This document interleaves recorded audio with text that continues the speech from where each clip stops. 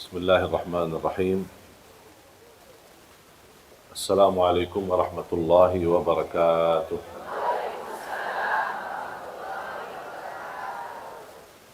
Alhamdulillahi rabbil alamin. Ashhadu an la ilaha illallah wahdahu la syarika lah. Wa ashhadu anna Muhammadan abduhu wa rasuluh. Allahumma salli ala Sayyidina Muhammad wa ala ali Sayyidina Muhammad wa sallim taslima.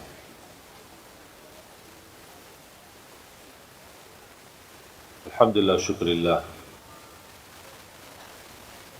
masih diberikan oleh Allah SWT kesempatan untuk kita sama-sama bertemu kembali dan silaturahim. Dan saya mengucapkan ribuan terima kasih kepada seluruh jamaah Majlis Ta'lim Masjid Bani Umar atas perhatiannya, bantuannya, perjuangannya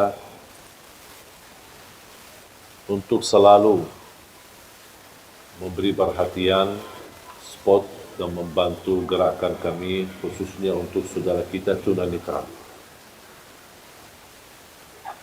Dan alhamdulillah, berita gembira, sudah kami memberangkatkan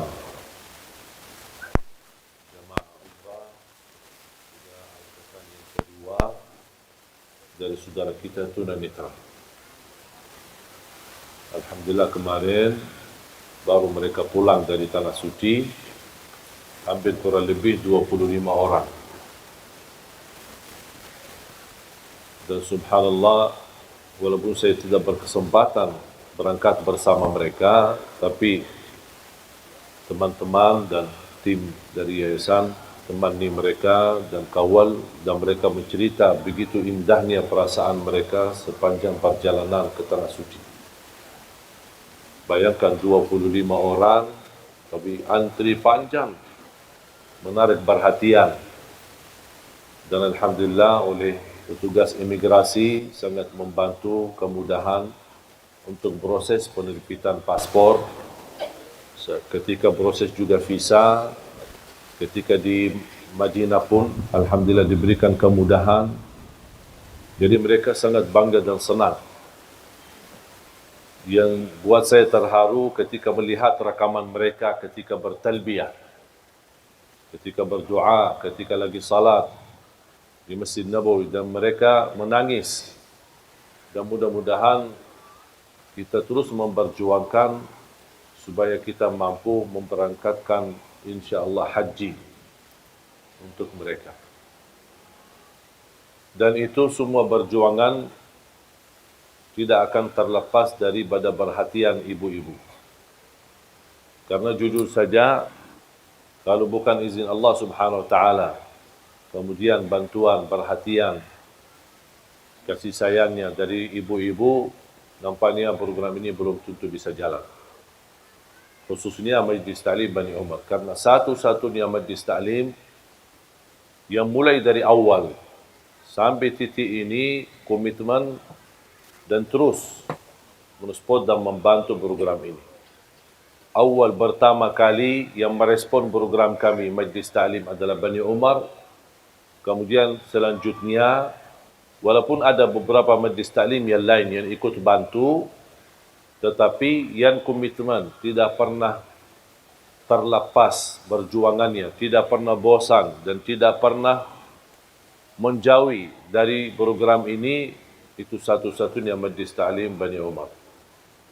Mudah-mudahan ini merupakan berkah untuk semua jemaah dan mudah-mudahan menjadi amal jariah, sedekah jariah yang tidak terputus pahalanya insya-Allah sampai hari kiamat.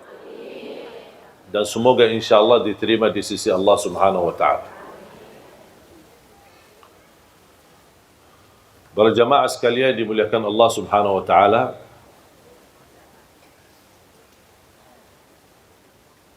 saya membaca satu kisah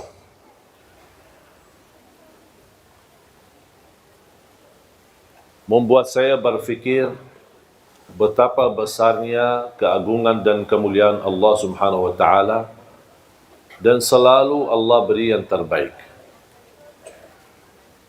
Cuman sayang sekali, kita belum bisa tahu kebaikan tersebut kecuali sesudah kejadian ujian, bala, musibah cukup lama.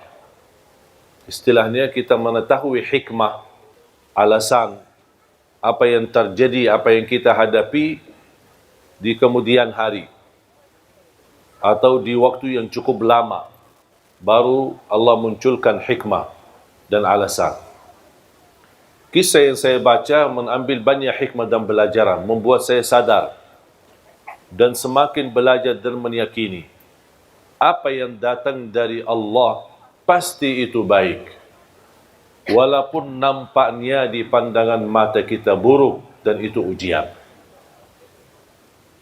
Ada beberapa pengusaha berdagang, mereka belanja barang banyak dari salah satu negeri, kemudian mereka naik kapal yang cukup besar dan juga membawa barangnya masing-masing. Di dalam perjalanan untuk kembali ke kampung mereka, terjadilah hujan besar, gelombang, dan dia menghadapi ujian yang amat besar di tengah laut. Mereka mengambil keputusan harus barang-barangnya ada yang harus dibuang untuk mengurangi beban yang terjadi di atas kapal tersebut. Salah satu pedagang memiliki barang yang terbanyak. Ternyata jatuhnya dia akan dihabiskan separuh barangnya, akan terbuang. Dibanding yang lain cuma seberapa saja. Beliau tidak terima, marah, ngamuk. Saya bisa rugi banyak, separuh barang saya masa dibuang begitu sia-sia. Mereka menjelaskan daripada kita tenggelam semua, menghadapi musibah semua, mendingan barang-barang kita aja biar kita selamat. Beliau tidak terima, tidak mau. Karena dia berdagang baru, membuat berdagang yang lama, mereka sepakat sekalian barangnya sama orangnya dibuang aja, biar kita selamat. Karena mereka merasa orang itu berdagang baru, tidak punya istilahnya kekuatan, tidak punya power, tidak punya lingkungan yang bisa melindunginya. Dan terbuang. Dan subhanallah mereka jalan dan beliau bersama barangnya sudah terbuang di dalam laut. Dalam menghadapi ujian angin besar, subhanallah terarah kepada salah satu pulau yang cukup sepi, tidak ada apa-apanya. Dia masuk di sana, cari makan tidak ada, cari apa tidak ada, barangnya hilang. Dia syukur alhamdulillah selamat. Dapat sedikit sumur air yang bersih, dia bisa minum. Sedikit hanya yang bisa dia dapat, hanya minum air. Di situ dia menemukan sebuah rumah kecil dari kayu. Dia masuk ke rumah dan dia bisa rasa nyaman untuk bisa istirahat dan tidur. Berjalan waktu beberapa hari, tidak ada yang datang menolong dia. Tiba-tiba datangnya angin yang cukup kencang dan besar, mengakibatkan terjadi kebakaran di pulau tersebut. Dihabiskan semua pohon-pohon yang ada sekaligus rumah kayunya itu. Begitu dia diselamatkan dari kebakaran dan kehilangan tempat tinggalnya yang satu-satunya yang bisa melindungi dari bahaya, langsung dia berkata, "Ya Allah, kenapa ini? Sampai rumah yang aku tempati untuk mencari nyaman dan melindungi diri, kebakaran habis."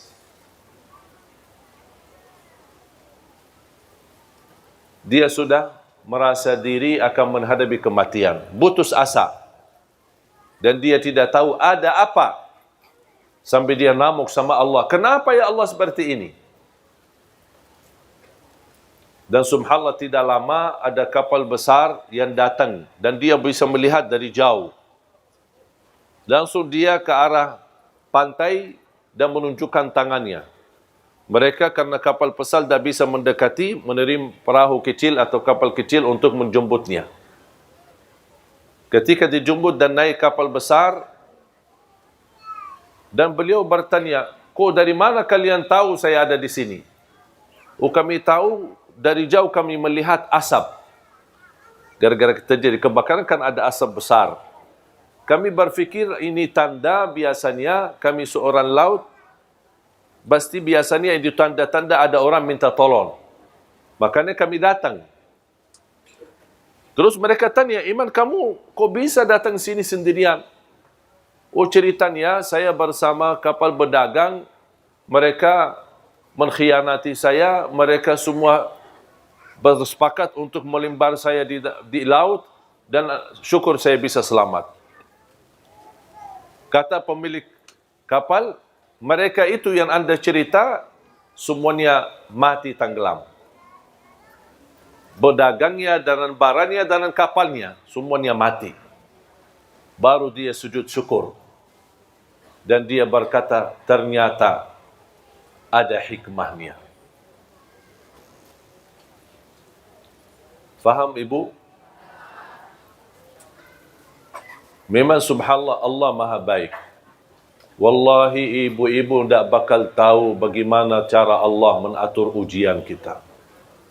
Tapi yakini Allah tidak pernah mau susahkan kita. Kalau ibu yang begitu cinta dan sayang sama anaknya, kira-kira mau enggak dia susahin anaknya?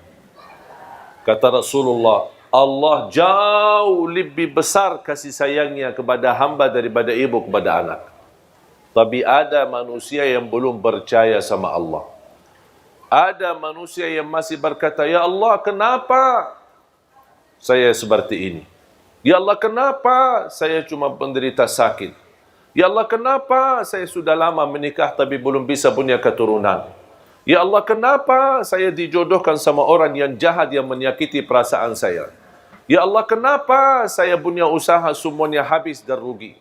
Ya Allah kenapa saya... Itu bahasa kita sehari-hari. Padahal kita tidak tahu dan belum meyakini Allah jauh lebih sayang sama kita daripada ibu kepada anak. Ibu pun ketika lagi marah sama anaknya dan dia cupit, bukan karena dia benci sama anaknya. Bukan dia tidak suka sama anaknya. Justru cupitan itu karena sayang. Anggaplah yang terjadi dari Allah itu cupitan dari Allah Subhanahu. Barangkali kita ada kesalahan. Barangkali ada kekurangan ibadah. Barangkali terlalu sering ketiduran salat subuh. Barangkali kita lupa baca Quran. Barangkali kita sambat satu kali menyakiti hati orang tua. Walaupun satu kali ada balasannya. Ada balasannya dari Allah SWT. Kita lupa, tapi Allah tidak pernah lupa. Ahsahu Allahu wa nasuh. Allah menghitungkannya, tapi manusia suka lupa.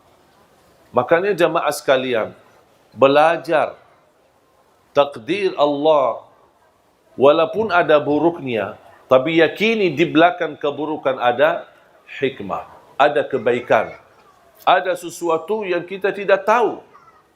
Contoh,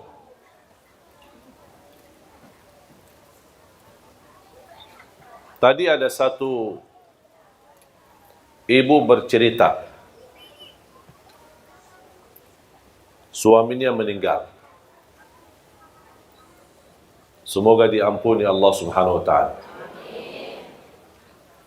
Baru saja nikah 7 bulan.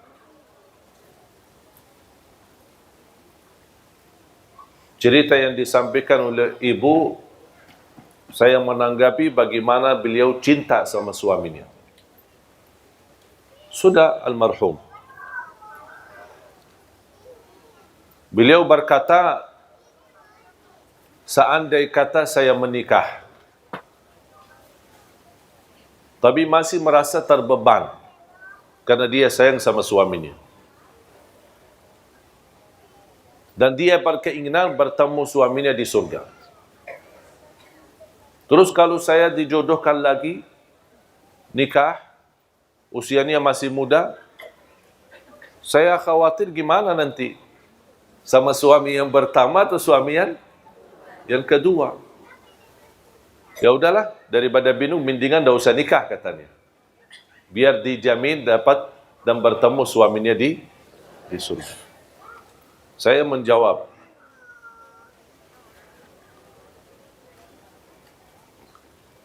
kalau usulan saya, kalau ada jodohnya nikahlah. Masih muda, belum punya anak lagi. Nikahlah. Urusan surga nanti urusan lain. Ketemu siapa itu urusan sama Allah. Dan kejadian ini sama pernah terjadi sama istri Rasulullah. Bernama Ummu Salamah. Kenal nggak Ummu Salamah? Dari mana kenal? Tahu maksudnya. Ummu Salamah salah satu istri Rasulullah SAW. Ternyata Ummu Salamah punya suami namanya Abu Salamah. Cinta bukan main sama suaminya. Meninggal, mati syahid. Di waktu tamburan perang bersama Rasulullah SAW. Meninggal. Ketika meninggal suaminya, dia merasa sedih banget. Kehilangan seorang yang dia paling sayangi, paling cintai. Baik banget. Dan dia merasa kehilangan sesuatu yang amat besar. Tapi dia sabar, ujian. Suami meninggal, ada istri dia meninggal, ada anak dia meninggal. Semua itu namanya ujian. Dan kita semua pasti akan meninggal, akan mati menghadapi kematian. Ternyata subhanallah berjalan waktu, dijodohkan sama Rasulullah. Sebelum dijodohkan sama Rasulullah, dia pernah berkata, ketika Rasulullah SAW mengingatkan untuk bersabar dan menerima ujian ini. Dan insya Allah Allah ganti yang lebih baik. Langsung beliau berkata, siapa yang lebih baik dari Abu Salamah? Tak mungkin bisa menemukan orang-orang yang lebih baik dari Abu Salamah. Pertanyaan saya, ibu-ibu, mana yang lebih baik, Abu Salamah atau Rasulullah? Akhirnya jadi jodohnya sama Rasulullah SAW.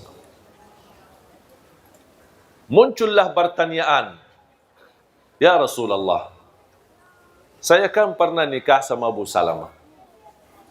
Sekarang saya jadi istrimu. Saya ketemu siapa nanti di surga? Sama pertanyaan ibu itu tadi. Saya jawab sebagaimana dijawab oleh Rasulullah SAW. Kamu bersama orang yang terbaik akhlaknya. Yang terbaik akhlak. Kalau kira-kira Abu Salamah lebih baik akhlaknya, berarti nanti sama Abu Salamah. Tapi yang kita tahu dan kita belajar, yang paling mulia akhlaknya siapa? Berarti dia sama.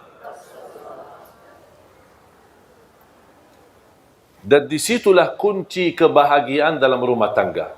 Kemuliaan akhlak. Jamaah sekalian, tidak ada rumah tangga yang tidak bermasalah. Tetapi kunci mengatasi segala persoalan dan permasalahan adalah kemuliaan akhlak. Bahkan Rasulullah SAW bersabda, menunjukkan kunci kemuliaan seorang laki-laki, terutama laki-laki.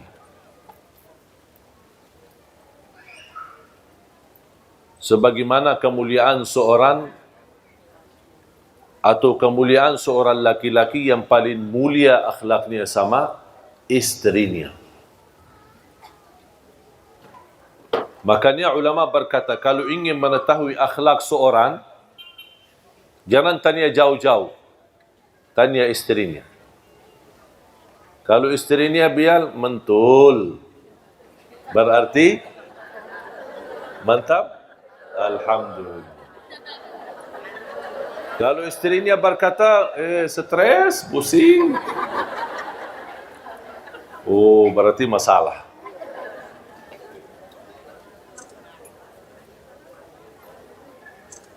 Dan subhanallah, dengan kemuliaan akhlak kita bisa memiliki segala sesuatu. Dengan kemuliaan akhlak kita bisa memiliki segala. Memiliki hati orang, memiliki kehormatan orang, memiliki kemuliaan orang, pasti akan dimuliakan. Apalagi di saat istri kita sedang membutuhkan dampingan kita, perhatian kita, bantuan kita. Itu luar biasa, sangat harga besar baginya ketika dia memiliki suami yang berakhlak mulia. Makanya jamaah sekalian, sampai Rasulullah SAW bersabda, "Aqrabukum minni majlisan yawmal qiyamah ahasinukum akhlaqa."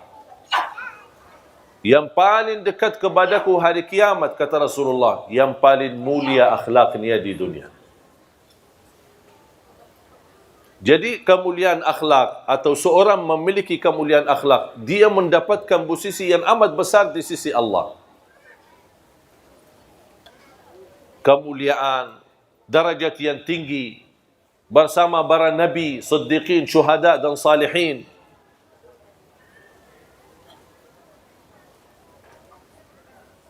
Dan salah satu akhlak yang perlu kita jaga, terutama di dalam rumah tangga.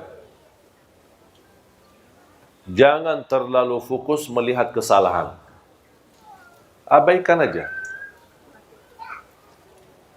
Jangan terlalu memperhatikan kesalahan. Abaikan aja. Lupakan, lewatin saja. Anggap sesuatu yang berjalan dan terus berlalu. Jangan terlalu diperhatikan. Kalau setiap kesalahan ada teguran, setiap kesalahan dibahas, setiap kesalahan dibicarakan, setiap kesalahan namuk, tidak akan selesai. Karena kita manusia tidak terlepas dari kesalahan. Bisa kita perbaiki kesalahan tapi dengan cara yang baik. Kalau anda melihat sesuatu yang tidak suka, jangan anda bilang saya tidak suka ini, tapi saya suka seperti ini. Saya suka seperti ini. Saya tidak suka kalau kamu tidak perhatian saya. Tapi sebaliknya, aku suka kalau diberikan perhatian. Faham? Jadi jangan ada muncul rasa atau bahasa seolah-olah yang di depan kita selalu disalahkan. Kalau misal dia masak, istri masak, kita tidak suka cara masakannya. Jangan, aku tidak suka cara masakan ini. Tapi bahas, aku lebih suka seperti ini. Aku lebih suka nasinya seperti ini. Aku lebih suka minumannya seperti ini. Misal, kalau anda tidak suka minum dingin, dibawain minum dingin. Ketika anda minum, tidak enak, tidak nyaman. Tak mau, aku tidak suka. Jangan. Aku lebih suka yang hangat. Boleh enggak diganti? Pasti akan jawabannya halus. Dok, aku tidak suka. Ganti. Tidak mau ganti. Kamu tidak mau, ya udah biarin aja. Karena bahasanya sudah tidak enak. Pasti jawabannya tidak enak. Ada satu kejadian ketika Rasulullah SAW pulang ke rumah. Ini kan sebuah kisah. Ada yang sebutkan kisah ini benar, ada yang bilang tidak benar. Tapi intinya kisah, tidak ada mempengaruhi masalah ibadah. Rasul pulang ke rumahnya, musim panas, keringat, capek, mau beristirahat, datang istrinya Siti Aisyah membawai minum. Nampaknya Siti Aisyah karena sibuk urusan-urusan dalam rumah, bersih rumah, mempersiapkan kedatangan Nabi Muhammad, saking capeknya, karena dia tidak ada pembantu di rumah, saking capeknya daripada kasih gula di air sirupnya, dia kasih malah garam. Kemudian diserahkan kepada Rasulullah SAW. Kemudian dia lanjut urusan rumah. Ketika Rasulullah SAW minum, rasanya apa? Asin. Rasulullah SAW panggil, Ya Humaira. Ini Rasulullah SAW suka panggil, tidak bagi nama, tapi panggil nama Humaira. Yang putih ada merah-merahan. Dan selalu saya dorong jamaah suami istri harus masing-masing memiliki gelar panggilan, nama panggilan. Apa itu? Hei manis, hei cakap, gagah, sayang. Jangan panggil abi, abah, ayah. Panggilan kata-kata yang ada tanda sayang. Kalau misal dia hitam manis, coklat. Gitu. Pokoknya kata-kata terserah, milih kata-kata yang menenangkan hati. Yang menarik. Dan ini subhanallah membuat mesra dalam rumah tangga. Dan itu yang dilakukan oleh Rasulullah SAW. Ya Humaira. Kalau saya punya nama khusus dipanggil oleh istri. Jadi istri panggil bagi nama itu. Bukan Syekh Ali, bukan Ali. Tapi ada nama. Saya tidak mau kasih, itu rahasia. Sebaliknya saya juga punya nama untuk istri. Dan dia suka kalau saya panggil dengan pakai nama itu. Lewat telepon, lewat WA, atau saya pulang ke rumah, itu selalu saya panggil seperti ini. Khusus. Dan ingin tahu ya datang ke rumah aja. Kenalan sama istri biar tahu rahasianya apa. Karena saya mengambil belajar dari Rasulullah SAW. Bukan berarti mohon maaf saya sempurna dalam rumah tangga. Jangan ada yang merasa, berarti Syekh luar biasa. Enggak. Saya juga orang biasa.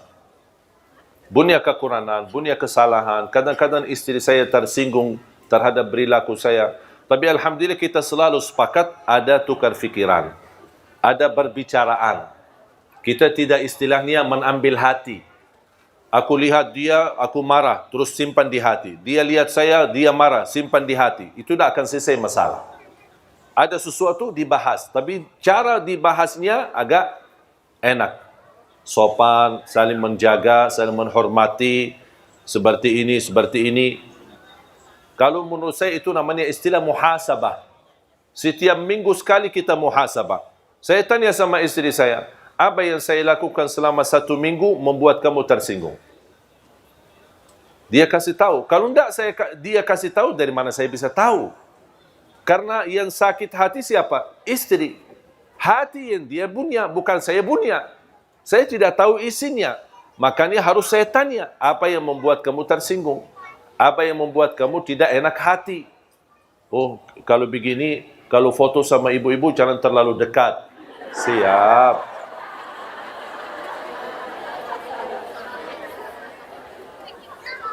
Udah, saya akhirnya turuti apa yang dia mau. Kalau bisa, jangan foto sama sekali. Saya bilang jangan, nanti ibu-ibu juga tersinggung. Saya jelaskan. Saya tidak bilang, tidak mau dan membalas dengan kasar. Enggak, saya bahas. Begini, kalau di Indonesia, kalau tidak menolak, kalau ketika diajak foto, nanti kita dianggap sombong. Tidak ada kasih sayang, tidak ada perhatian. Saya jelaskan, itu kebiasaan di Indonesia. Kalau di Arab memang beda.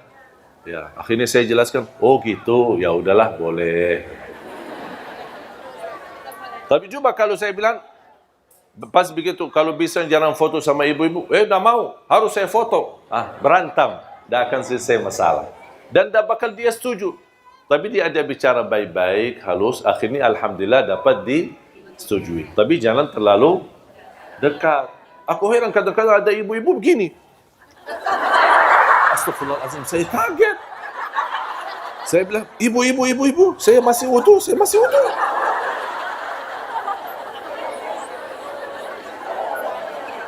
Saya jujur saja bicara seperti ini, padahal saya belum wudu. Tapi kenapa saya terpaksa? Jangan, supaya dia menjauh daripada bubu, jauh. Nanti dia juga tersinggung. Masalah lagi. Selalu berusaha memilih kata yang bisa difahami, tapi tidak menyakiti hati. Maaf, saya lagi wudu. Ya. Dah, langsung dia awas sendiri. Daripada kita berantem. Ibu jangan dekat. Ibu jangan dong. Kok sih kasar ya? Karena saya belajar, selama saya berada di Indonesia, orang Indonesia tidak suka kasar. Mungkin kita orang Arab, budaya Arab agak kasar ya. Termasuk bicara. Makanya kalau saya ada punya teman mau cari istri orang Indonesia, kadang-kadang calon istri tanya, gimana dia, kasar nggak? Dia sudah ada gambaran orang Arab kasar. Padahal tidak semua sama. Ya contoh seperti saya kan. Jadi ketika saya mau jodohkan, malah ada yang menolak. Oh jangan sama orang Arab, takut. Saya ternyata belajar, kalau di Arab, memang nada suara pun kita agak tinggi. Pernah ada teman saya, orang Indonesia datang, saya sedang ngobrol sama adik saya. Dia menunggu di luar. Ketika dia mendengar, dia datang, ada apa Pak? Saya bilang, tidak ada, kita lagi ngobrol. Cuma lagi suara agak tinggi, dia fikir kita lagi berantem, padahal tidak. Makanya saya mengambil kesimpulan ketika saya pernah diwawancarai. Apa yang Syekh dapat di Indonesia, sesuatu yang bisa berkesan dan selalu dijaga. Saya bilang saya belajar orang Indonesia suka yang lembut dan sopan, tidak suka yang kasar. Makanya kalau kita di Arab dulu, saya suka mengucapkan Assalamualaikum. Jadi orang, Waalaikumsalam. Takut. Begitu saya datang ke Indonesia, saya berubah lagi. Assalamualaikum. Itu orang Indonesia. Begitu. Makanya saya ikut salam sama orang Indonesia. Ketika ketemu orang Indonesia, kalau ketemu orang Arab, salam. Ini kan saudara saya. Assalamualaikum. Dia sudah faham. Itu bukan marah. Tapi kalau sama orang Indonesia bisa salah faham. Salam aja kok gitu sih. Makanya saya rubah. Assalamualaikum. Apalagi pakai senyum. Walaupun kita lagi stres. Dia ada apa-apa senyum. Karena orang suka melihat kita senyum. Makanya Rasulullah SAW ketika minum dan minumannya asin, apa yang tidak Rasulullah SAW? Tidak menumbahkan gelasnya, tidak menembakkan dan tidak marah-marah. Apa nih kita datang capek-capek, kok malah dikasih air minum yang asin, aduh. Sambil minum aja tidak bisa bikin, udah mau nikah lagi. Tidak, Rasulullah SAW duduk manis. Ya Humairah. Siti Aisyah duduk labbaik. Dan itu salah satu kata yang saya suka di Indonesia. Suka labbaik. Kalau anak-anak labbaik. Labbaik. Itu sebenarnya kata-kata dari dulu ada di Arab. Diambil dari kata labbaik Allahumma labbaik. Kenapa? Menunjukkan saya akan segera jawab. Saya akan segera sami'na wa ata'na. Dari pada dipanggil, ya, labbaik. Artinya, tapi jangan labbaik dah datang. Lama suaminya panggil, sayang, labbaik. Dan panggilan labbaik belum datang juga. Kalau sudah labbaik, tinggalkan semuanya, segera datang. Siti Aisyah langsung, ya Humairah, labbaik, datang. Apa kata Rasulullah? Ayo, berkenan enggak temani saya minum? Temani saya minum. Ya, Siti Aisyah senang diajak sama suaminya, ikut minum bareng. Abang Siti Aisyah suka di mana bekas bibirnya Rasulullah. Ya? Oh, ini. Dia minum, habis minum.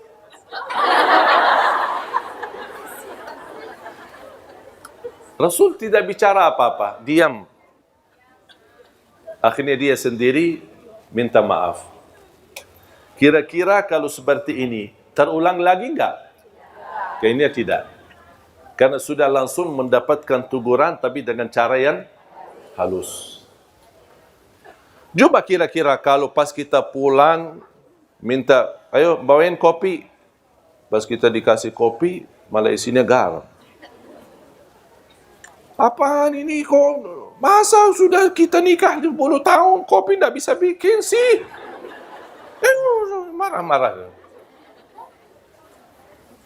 Kira-kira nanti kalau mau bikin kopi lagi, kasih garam enggak? Barangkali kasih racun sekalian biar habis. Kok masa gara-gara kopi marah-marah sih? Jadi, mengatasi masalah jemaah sekalian, jangan menghadapi dengan kekerasan. Walaupun bisa selesai masalah, tapi membuat hati sakit. Milihlah kata yang halus, yang baik.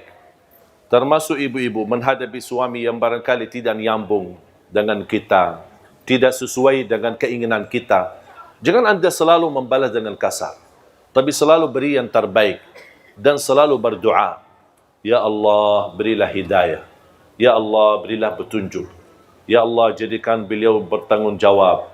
Ya Allah, jadikan beliau kasih sayang. Orang yang benar-benar memberi perhatian kepada kami, kepada anak kami, dan bertanggungjawab nafkah dan urusan keluarga kami. Itu ikhtiar kita, doa. Kalau memang sudah di dalam takdirnya Allah subhanahu wa ta'ala jodohnya seperti ini, ya bakal seperti ini.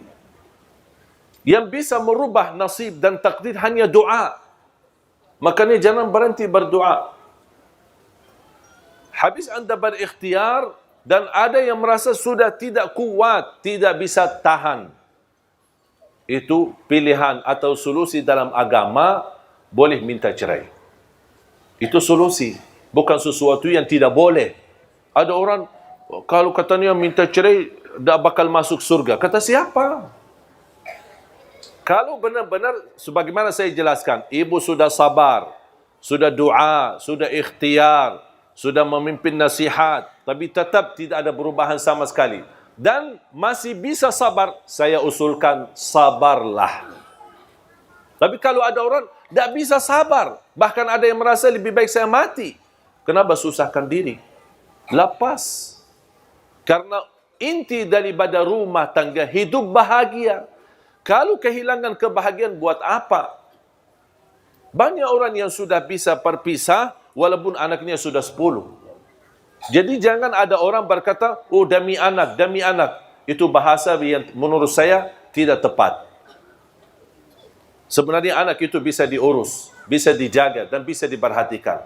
Tapi yang lebih utama adalah kita merasa harmonis, sakinah, mawaddah, rahmah dalam rumah tangga. Karena kalau tidak ada hubungan baik antara suami istri akan mempengaruhi kepada anak. Walaupun kita bertahan, tapi anak kita nanti menjadi sakit. Anak kita nanti membuat dia sakit jiwa, sakit hati. Karena dia selalu melihat orang tuanya berantem. Selalu orang tuanya marah. Dan selalu saya nasihatkan, kalau terpaksa anda memarah sama suami atau istri, jangan di depan anak-anak. Jangan di depan anak-anak. Apalagi kalau bisa ditunda amarahannya sampai malam. Biar semuanya anak tidur, masuk kamar sendiri dan bicara baik-baik. Sudah akan diselesaikan masalah. Wallahi tidak ada masalah, pasti ada jalan keluar. Tapi kita mau atau tidak jalan keluarnya. Itu persoalannya. Banyak ujian yang saya hadapi dalam rumah tangga. Tapi selalu yang membuat kami bahagia, selalu saya sepakat sama istri, selalu mencari jalan keluar. Selama ada masalah, pasti ada jalan keluar. Fa inna ma'al usri yusra, inna ma'al usri yusra. Kalau ada satu kesusahan, berarti ada dua jalan kemudahan. Itu yang saya sudah yakini saya sama istri saya. Dan alhamdulillah tidak pernah ada masalah, kami cepat bisa mengatasinya.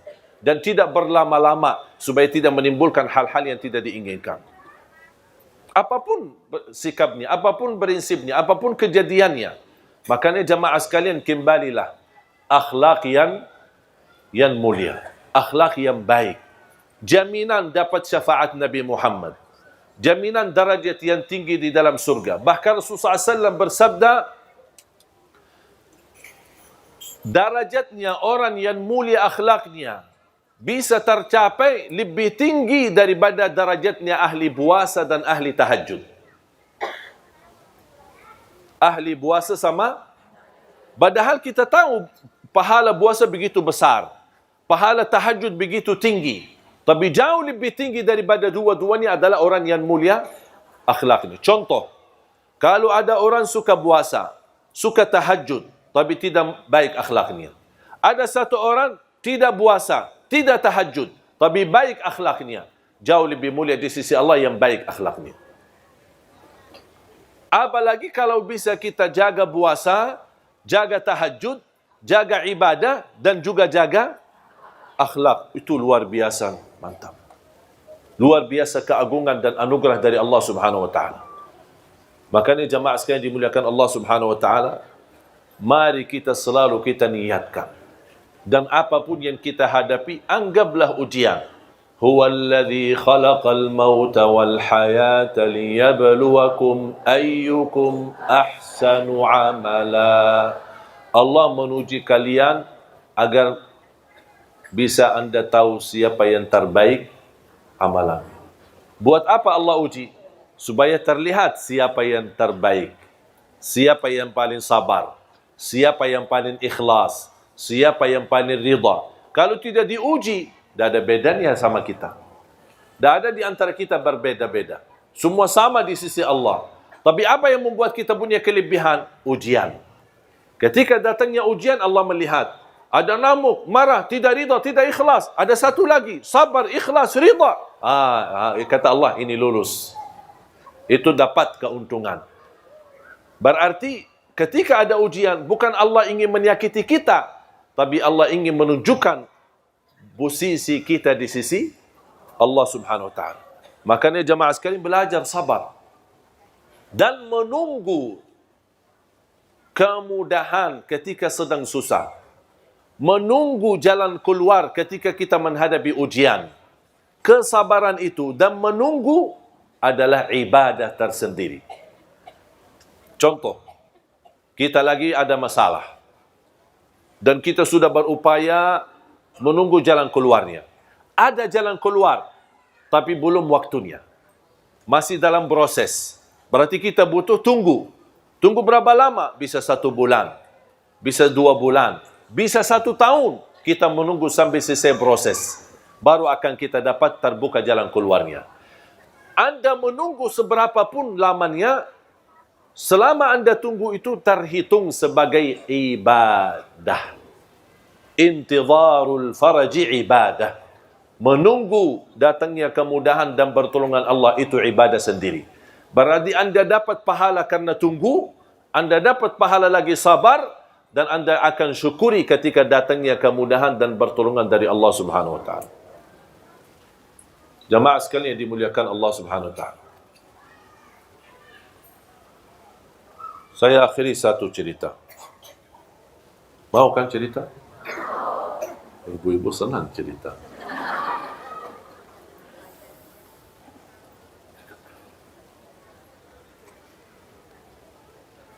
Saya menemukan satu keluarga.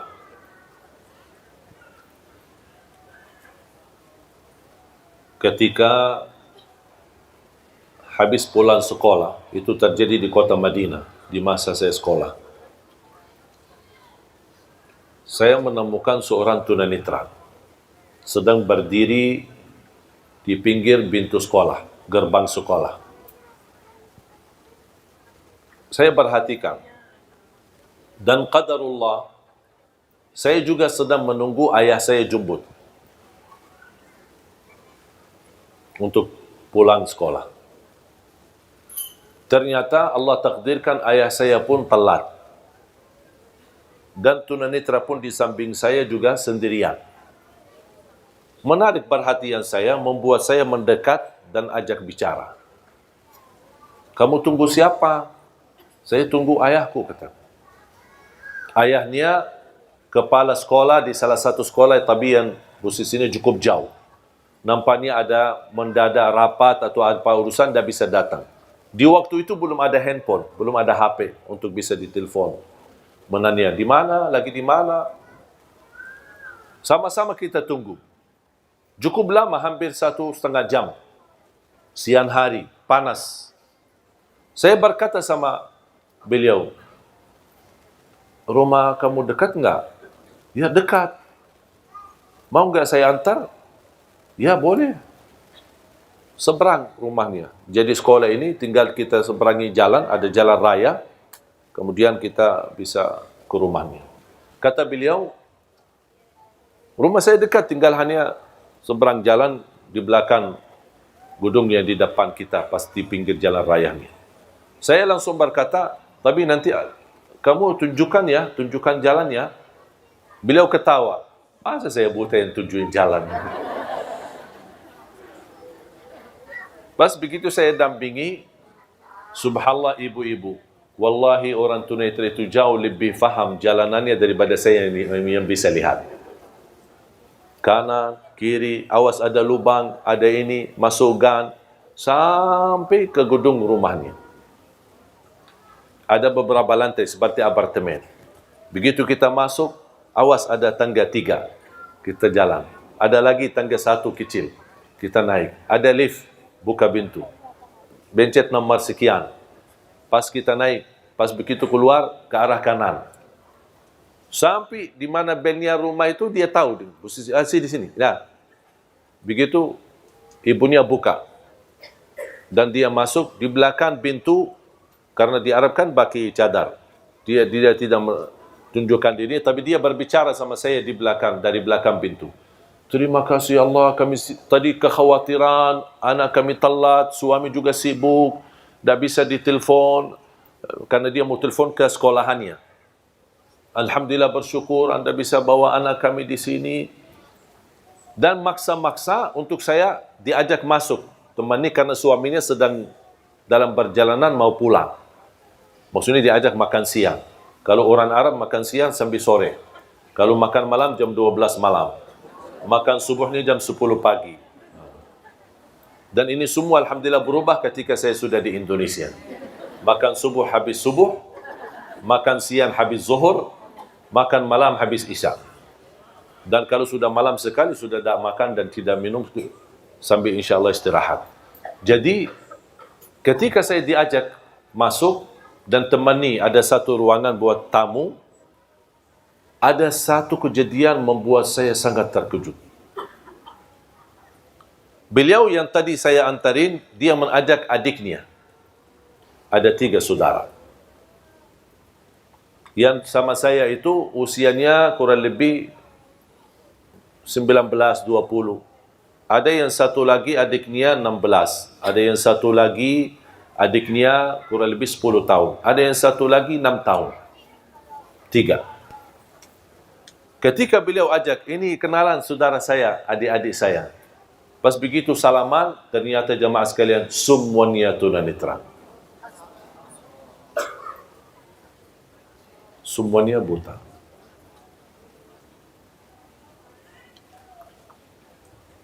Di saat itu, jujur saja jemaah sekalian, beberapa waktu lalu, waktu kejadian ini, saya ada sedikit stres. Ada masalah lah gitu. Namanya anak muda kan. Maunya ini, maunya itu, tidak dapat, tidak semua serba ada. Pas begitu saya melihat mereka, saya merasa malu sama Allah. Ternyata selama ini banyak nikmat yang kita dapat. Ternyata di sisi lain atau di keluarga yang lain, semuanya diuji oleh Allah. Bukan satu, semuanya.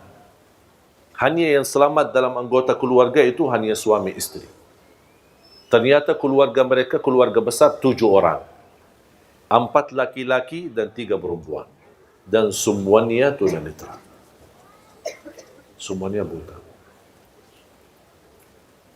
Tapi ketika saya bertemu dengan ibunya dan dia berbicara sama saya dari belakang pintu, subhanallah, tersentuh hati saya karena dia tidak pernah melepas daripada ucapan Alhamdulillah. Alhamdulillah. Coba kejadian ini cerita di masa sekolah, SMP, sampai sampai sekarang, alhamdulillah hubungan saya dengan mereka baik. Cuman hanya saya sekali antar menjadi sahabat akrab. Dan semua keluarganya ini 7 orang, yang lelaki maupun perempuan, beberapa waktu yang lalu saya menghadiri acara wisuda, mereka tamat 30 juz hafal Al-Quran. Kata ibu, kadang ada muncul rasa sedih ketika melihat anakku keadaannya begini. Tapi saya sekarang bangga sekali.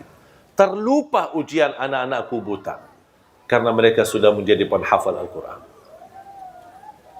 Memang buta di dunia tidak bisa melihat. Tidak bisa baca Quran dengan mata sendiri mempandangi Al-Quran. Tapi insya Allah di hari kiamat, dia akan menjadi saksi baik untuk kedua orang tuanya. Dan akan bisa melihat dengan jelas dan terang jalan menuju ke surga Allah Subhanahu wa ta'ala. Makanya jamaah sekalian, kita bersyukur. Kita masih banyak belum bersyukur. Menurut saya terlalu banyak nikmat yang Allah berikan. Nikmat orang tua, nikmat kita masih bisa bergerak ke mana saja pergi. Nikmat aman di negeri kita, alhamdulillah bisa pulang ke mana-mana. Bisa pergi ke mana-mana, menghadiri majlis ta'lim, tak ada yang mengganggu kita. Tak ada menyakiti kita. Tak ada yang mencuri atau mengambil hak kita. Kita merasa aman. Nikmat. Melaksanakan ibadah. Ada yang diberikan karunia bangun tahajud di tengah malam. Wallahi itu nikmat, ibu-ibu. Jangan ada yang merasa itu kehebatan kita atau kelebihan kita. Wallahi itu anugerah dari Allah SWT. Anda bisa beramal, donasi, beri nafkah, beri sedekah di mana-mana. Wallahi itu karunia, bukan karena kita punya uang. Bukan karena kita punya kelebihan. Ketika diberikan kemudahan bisa umrah, wallahi itu karunia, bukan karena kita bisa daftar untuk umrah. Bukan karena ada travel di mana-mana kita bisa ikuti mereka. Kalau kita bisa haji, wallahi itu karunia dari Allah, bukan karena kemampuan dan kehebatan kita. Terlalu banyak nikmat Allah. Kalau kadang saya duduk sendiri menghitungkan dan muhasabah diri betapa nikmat Allah yang ada di keliling kita, di sekitar kita, wallahi rasa malu. Tak sanggup untuk mensyukurinya semua.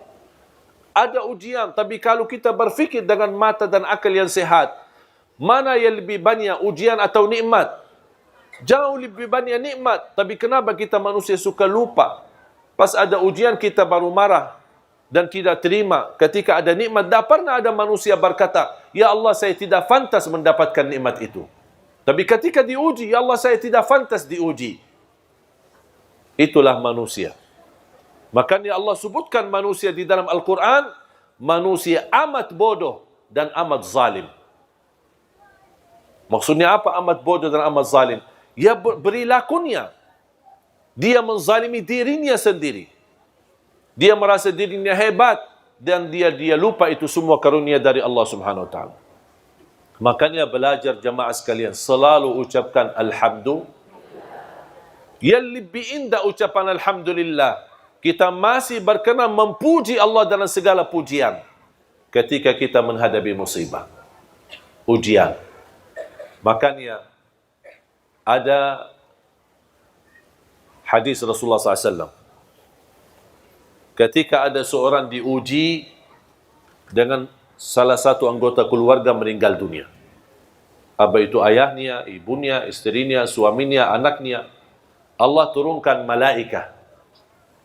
Unzuru ma qala abdi. Malaikatku, lihatlah apa ucapan hambaku ketika saya uji dengan ujian kematian. Malaikat menjawab, hambamu ya Allah berkata, hamadaka wastarja'. Maksudnya apa? Hamadaka wastarja'. Mengucapkan alhamdulillah, inna lillah wa inna ilaihi raji'un. Kata Allah kepada malaikat, ibnu li'abdi baitan fil jannah wa sammuhu baital hamd.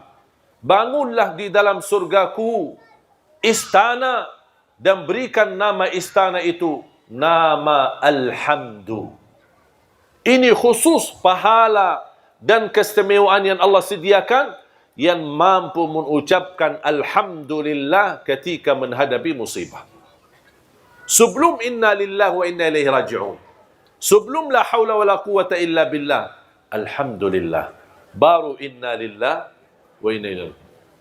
Ada berita yang tidak menenangkan hati, alhamdulillah, inna lillahi wa inna ilaihi rajiun. Jangan berbicara macam-macam. Wallahi Bapak Ibu jamaah sekalian, kalau anda berkenan ucapkan kata ini, langsung akan turun rahmat Allah di dalam hati kita. Akan terasa tenang, biarpun musibahnya cukup besar. Akan Allah berikan segera dalam jalan keluarnya.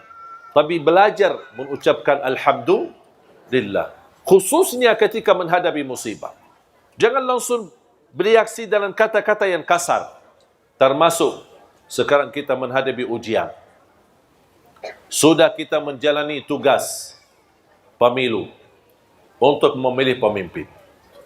Saya harap jangan terlalu mudah diadu domba di antara kita. Selesai tugas kita, masing-masing memilih. Ada yang 01, ada yang 02, itu hak masing-masing. Ikuti hati nurani masing-masing. Tidak boleh kita saling menghina dan saling mencaci maki. Tugas kita sekarang cuma doa. Doa, selain doa tidak ada lagi. Jangan terlalu mau kalau diajak sini, lawan sini, benci sini, marah ini, marah itu, diadu domba di antara kita. Nanti yang jadi korban adalah rakyat kita Indonesia. Jangan sampai terjadi malah kita sesama Muslim. Di sana 01 ada di pihaknya ada ulama.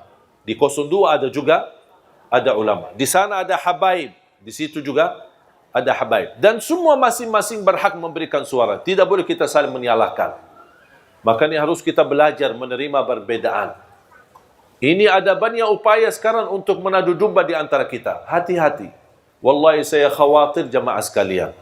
Jangan sampai. Memang kita banyak yang gelisah. Merasa ada apa ini kok.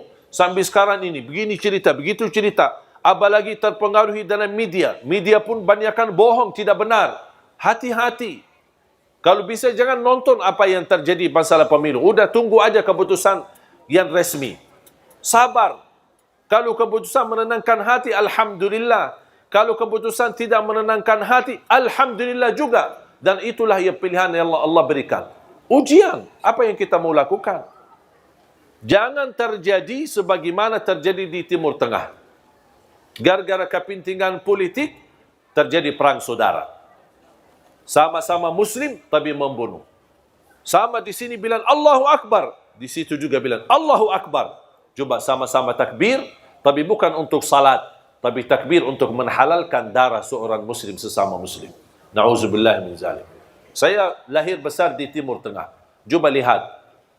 Ibu-ibu belajar apa yang terjadi di sana.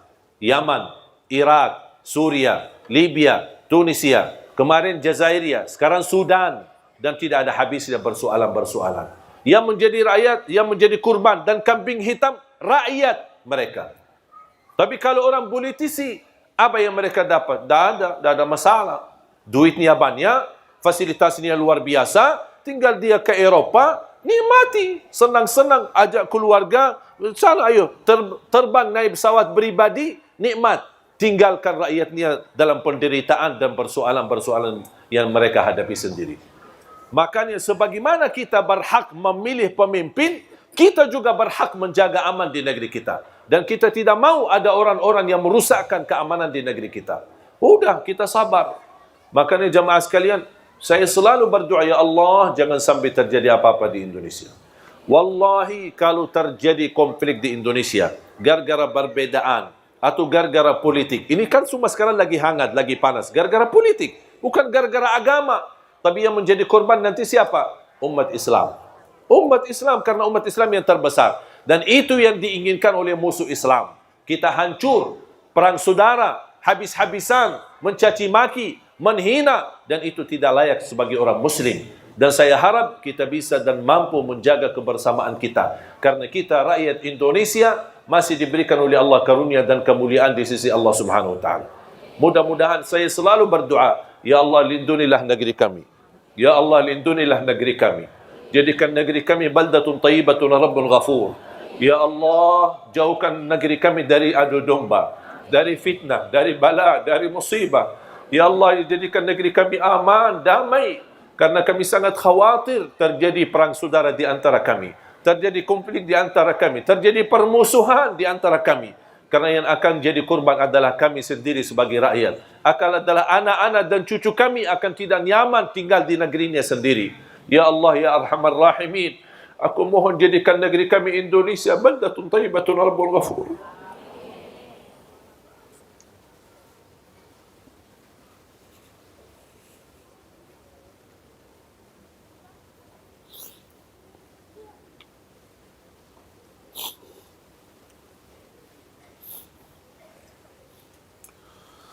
Berilah kepada kami ya Allah pemimpin yang takwa, pemimpin yang adil, pemimpin yang amanah, pemimpin yang jujur, yang ikhlas untuk agamamu, ikhlas melayani rakyat. Ya Dzal Jalal wal Ikram. Lindungilah keluarga kami, anak dan cucu kami, agar kami bisa nyaman, aman, tentram di negeri kami sendiri ya Rabbal Alamin. Ya Allah, ya Arhamar Rahimin, berilah kepada kami keturunan yang bahagia, anak saleh salihah, penghafal Al-Quran yang mampu menjaga nama baik keluarga kami. Ya Allah, tenangkan hati kami semua rakyat Indonesia ya Allah. Tenangkan hati kami, damaikan di antara kami ya Allah. Satukan dan rapatkan saf kami, rapatkan saf ulama kami ya Allah. Rapatkan hati ulama kami ya Allah. Satukan kalimat ulama kami ya Allah, ya Dzal Jalal wal Ikram.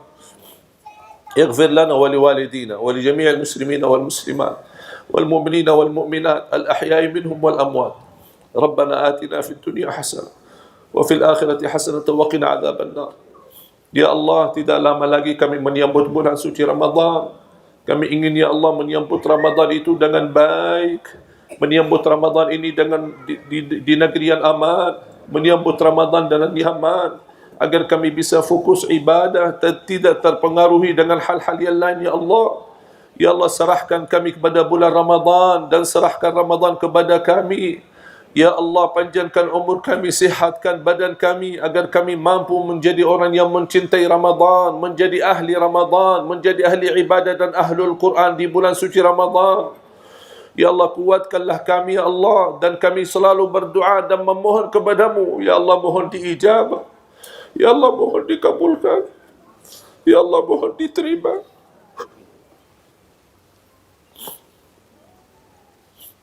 Rabbana taqabbal minna innaka antas samiul alim wa tub alaina innaka antat tawwabur rahim.